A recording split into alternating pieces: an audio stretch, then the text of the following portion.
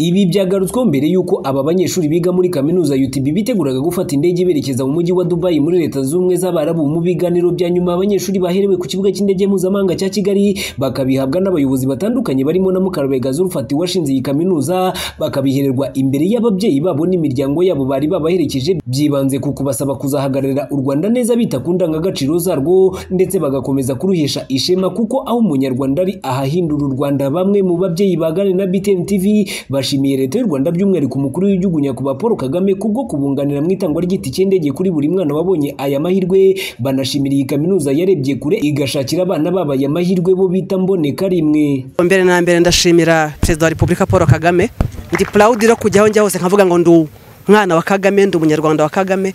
Nsaba bari hano bose pardon, ntago naje kwamamaza ngo itariki zabe umunsi itariki inkoko izaba ariyo ngoma. Nshimana nyakubahwa Madame nyiri iki kigo uhaye abana bacu support. Imana ikomeze imwagure, Imana ikomeze muzamure mu nzego, imwongerera ubumenyi, imuhe byinshi birenze byo yaratunze. Tubona ari ikorwa cy'indashyikirwa dushimira nyakubahwa Perezida wa Repubulika kuba yaratekereje ku bana b'Abanyarwanda, akabashakira uburyo bongera ubumenyi. Twashimira umuyobozi wa kaminuza ndetse na founder, ni ukuvuga wayishinze, kuba yaragize iki gitekerezo kandi tubona kiri gutanga umusaruro, uko mu by'ukuri kubona abana b'Abanyarwanda bagenda muri ibi bihugu binyuranye bakajya guhahayo ubumenyi. Bamwe mu banyeshuri nabo bavuga ko batunguwe no kubona aya mahirwe, bashimira igihugu ndetse na founder w'iyi kaminuza kubwo kubafasha bingana uko batabona uko babigereranya, bagatangaza ko bazakomeza indangagaciro z'u Rwanda bagakomeza kurwimana imahanga bagashyira imbere ishema ryarwo. Ndabashimira cyane, nshimira cyane igihugu cyacu, mbashishikariza n'abandi banyeshuri ko bakagura career yabo, ko Perezida wa Repubulika y'u Rwanda wacu azabidufashamo bafatanyije n'ikigo cyacu.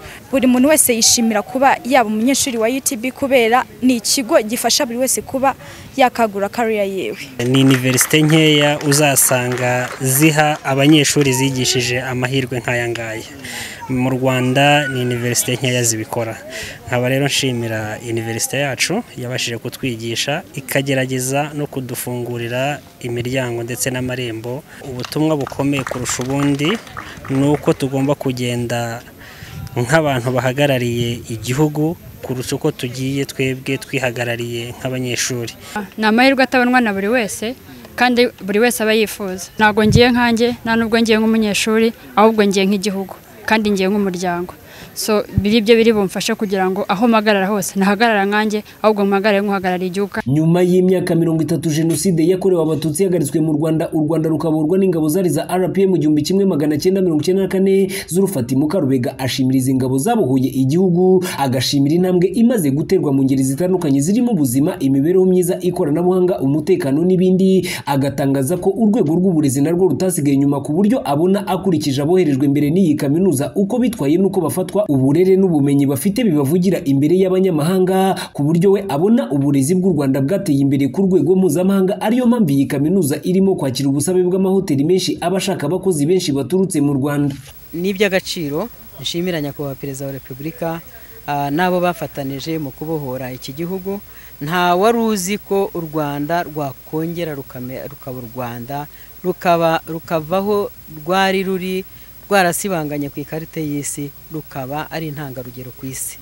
Mu burezi nabwo uburezi ntibwasigaye inyuma, cyane cyane ko abwitaho. Ikindi nta nubwo igihugu cyatera imbere kitanyuze mu burezi. Ngira ngo ukora uwo ari we wese, uharanira iterambere ry'igihugu uwo ari we wese aba yanyuze mu burezi. Mu rwego rw'uburezi kugeza kuri uyu munota ntabwo nakubwira ko bitandukanye no mu bihugu byo hanze byateye imbere. Impamvu mbikubwira nuko kugeza ubu ubona n'aba bana twohereza hanze mu bihugu byo hanze, usanga abana b'Abanyarwanda bari imbere cyane ko bagiye bahabwa n'ibihembo.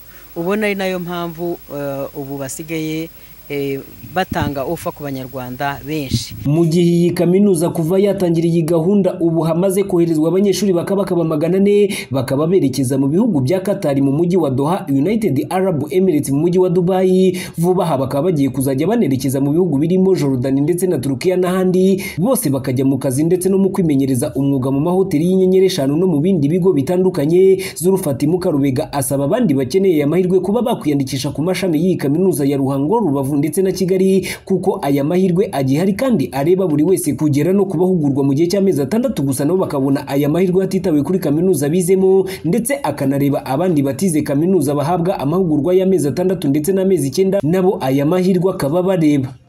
Ibarushimwe Bihoyiki Keve Christian, BTN TV, i Kigali.